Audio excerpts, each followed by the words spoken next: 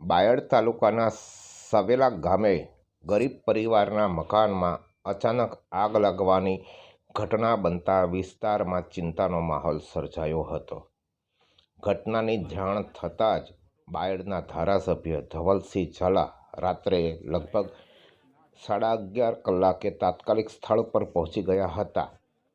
ધારાસભ્ય સાથે 30થી વધારે કાર્યકર્તાઓ પણ સ્થળ પર દોડી આવ્યા અને ગામ લોકોના સહયોગથી આગને કાબૂમાં લેવા માટે પ્રયત્ન હાથ ધરાયા।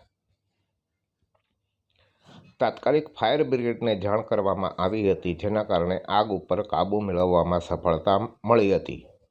આ દુર્ઘટનામાં ગરીબ પરિવારની ઘરવખરી તેમજ રોજિંદા ઉપયોગની સામગ્રી બળીને ખાખ થઈ જતાં ભારે નુકસાન થયું હતું। પરિસ્થિતિને ધ્યાનમાં રાખીને ધારાસભ્યએ તરત જ કાર્યકર્તાઓ મારફતે પરિવારને રાશન, કરિયાણું તથા જરૂરી ઘર વપરાશની વસ્તુઓ ઉપલબ્ધ કરાવી હતી।